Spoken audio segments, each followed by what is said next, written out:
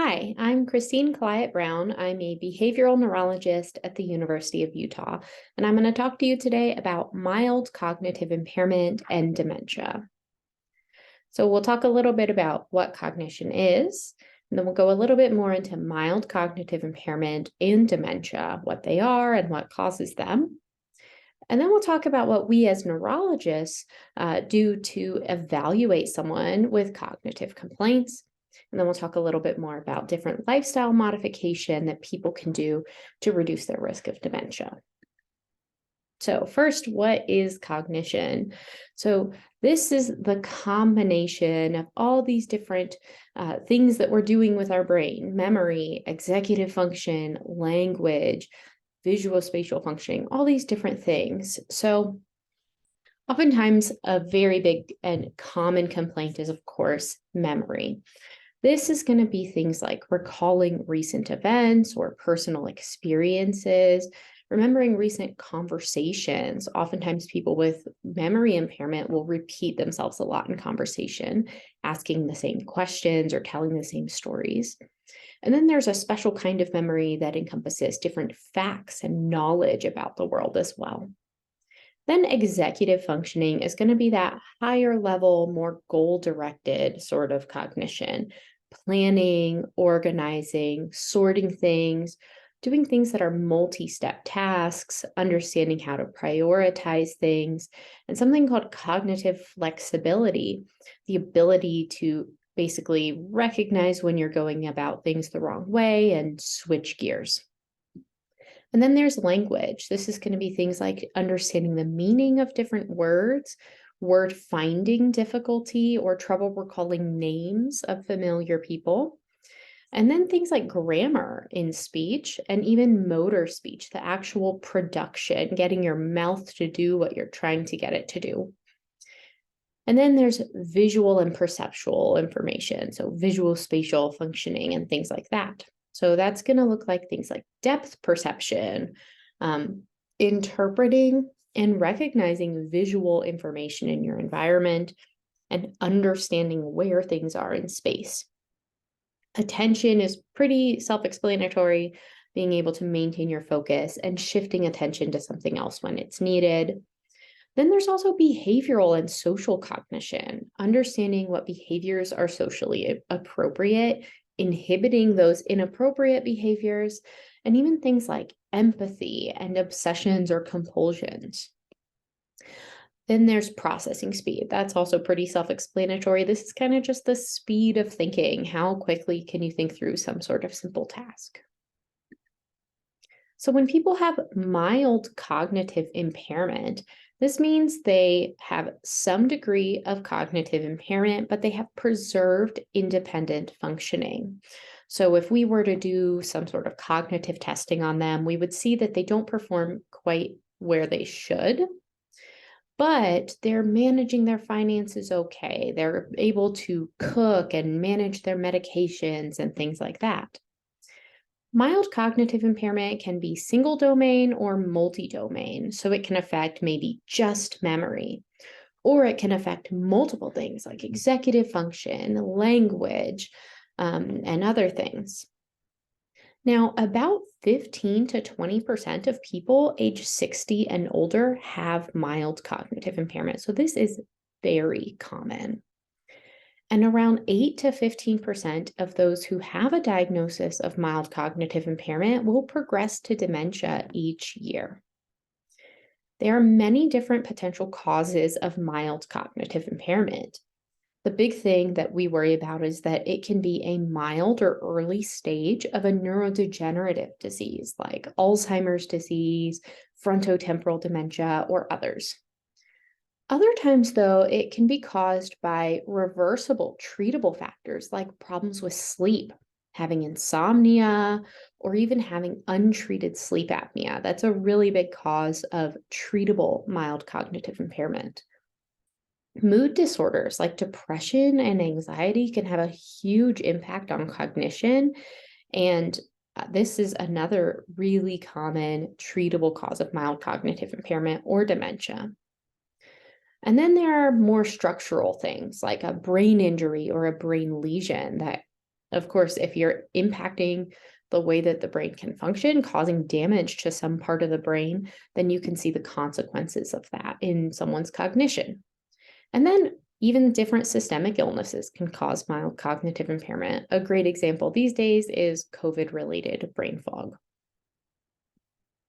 So I mentioned that when people with mild cognitive impairment go about their days, that they are able to maintain their independent functioning. So the way that we figure out whether someone is functioning independently is asking questions about these activities of daily living, or ADLs. There are basic ADLs and then more complex independent ADLs.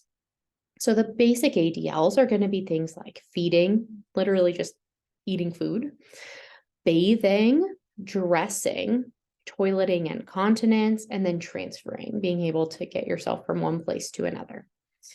And then the more independent, more complex ADLs are IADLs.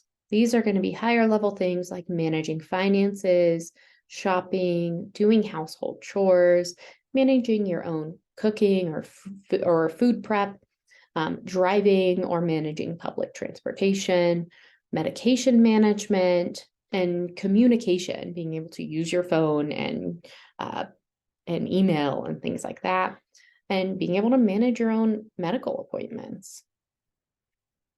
So on the other side of things, when someone has progressive cognitive decline that now impacts their ability to function independently, we call that dementia. Now, you don't have to have multiple different ADLs or IADLs be impacted for us to call it dementia. But if someone has even just mild functional impairment, needing someone else to help manage their finances, or needing some help with medications, even small things like that can tip you into the threshold for dementia. The most common cause of dementia in the US is, of course, Alzheimer's disease. There are several other causes as well. There's vascular dementia, which is when someone has had repeated strokes or the slow accumulation of damage to the smallest blood vessels in the brain, which we would call microvascular disease. This accumulation of vascular damage to the brain can cause mild cognitive impairment or dementia. Then there's frontotemporal dementia. This is kind of a big umbrella category that encompasses these different degenerative disorders that disproportionately impact the frontal and temporal lobes, often resulting in changes in behavior or language. Then there's dementia with Lewy bodies and Parkinson's disease dementia. These are related conditions under the umbrella of Lewy body dementias. And this is a different type of dementia caused by something called alpha-synuclein, where sometimes people will have Parkinsonism, that slowness of movement, or a tremor at rest. And they may have things like visual hallucinations or delusions as prominent features. And then there are other things like alcohol. Alcohol can cause dementia, even causing shrinking of the brain atrophy. And then a pretty high percentage of people end up actually having a mixed dementia, so that if we were to look at their brain under a microscope, we might see evidence of both Alzheimer's disease and vascular dementia, or other mixes. And there are other causes of dementia as well.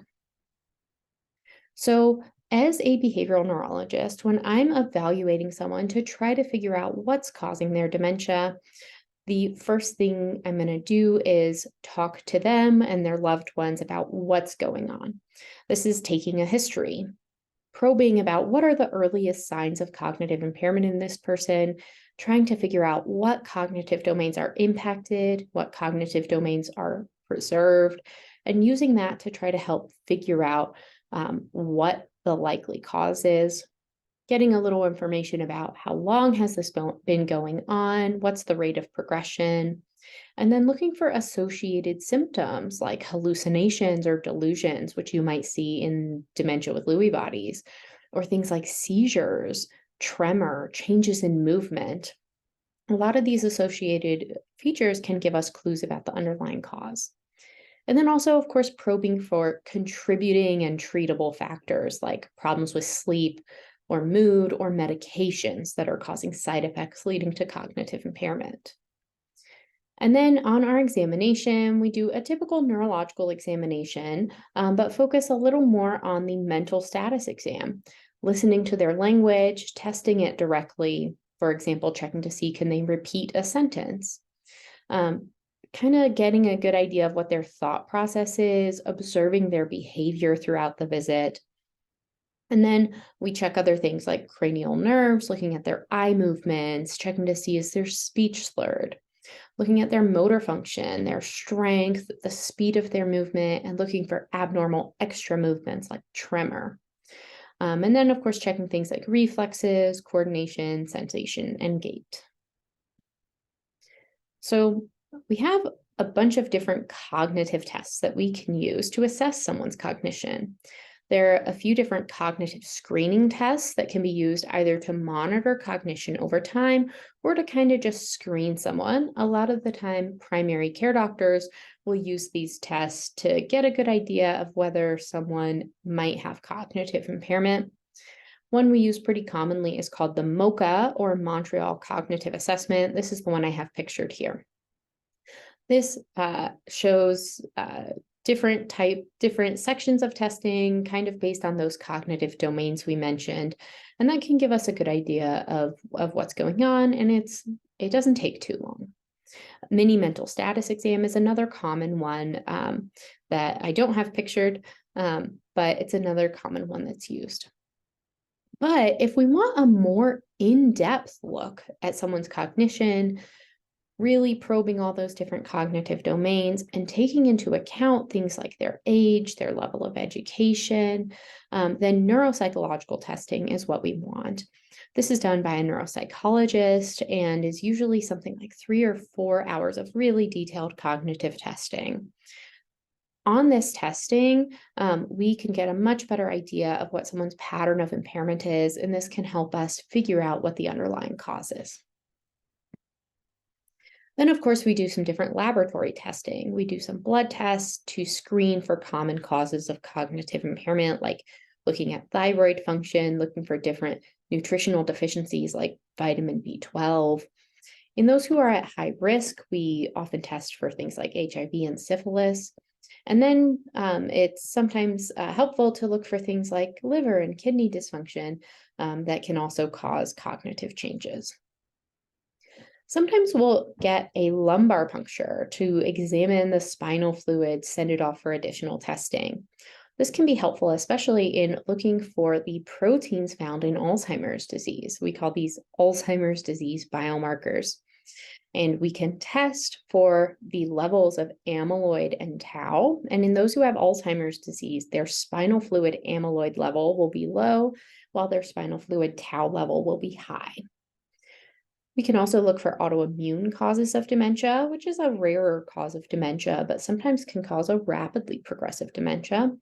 And another cause of rapidly progressive dementia is called Creutzfeldt-Jakob disease, or CJD. We can send a special test called RT-QuIC to look for this. Of course, a big part of our evaluation is getting some brain imaging. So first, an MRI of the brain helps us to look at the structure of the brain. We can look for shrinking or atrophy and see what pattern that is. To give us those clues about the underlying cause. And of course, we can look for other structural causes like tumors or strokes. Another type of brain imaging we use commonly in the dementia world is called FDG PET, or a glucose PET. This is a type of functional brain imaging that looks at the metabolism of the brain. And we can use that to see if certain parts of the brain aren't functioning as well as they should, aren't using as much energy as you would expect, because different neurodegenerative diseases like Alzheimer's disease and FTD, for example, have different patterns on these PET scans. There are also some other types of brain imaging that are a little less commonly used. There's an amyloid PET scan that looks specifically for amyloid in the brain, and that's what we see in Alzheimer's disease. Right now, this isn't clinically available, but it may be in the near future. And then tau PET is also used for research purposes and looks for tau in the brain. And then there's another scan called the DAT scan. This is one that we do use clinically, and this looks at the uptake of dopamine. And this is typically abnormal in people who have disorders with Parkinsonism, that slowness of movement, tremor at rest, things like that.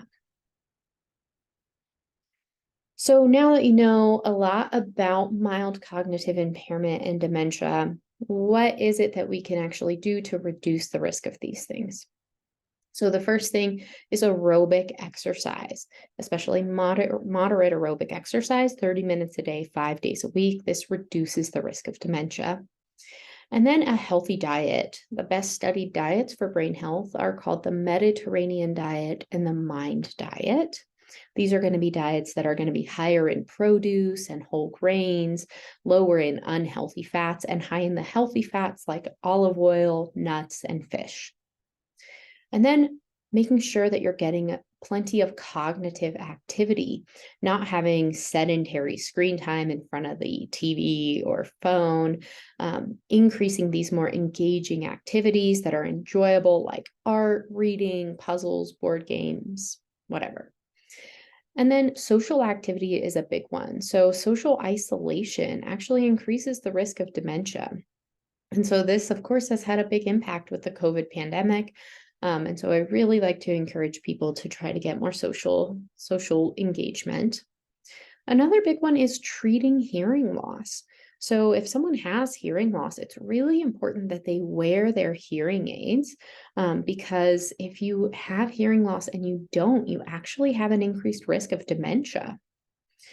The next one is sleep, which I've mentioned a couple of times, making sure you're getting adequate sleep and treating issues like sleep apnea or insomnia. And then mood, treating things like depression, anxiety, PTSD, using usually a combination of medications and therapy. And then, of course, treating any of those vascular risk factors like high blood pressure, diabetes, and obesity. And avoiding smoking is also, of course, a big one. This is another thing that's considered a vascular risk factor as well, and avoiding air pollution in general. So these are my references, and thank you for listening to my talk. I hope you've learned a lot about mild cognitive impairment and dementia.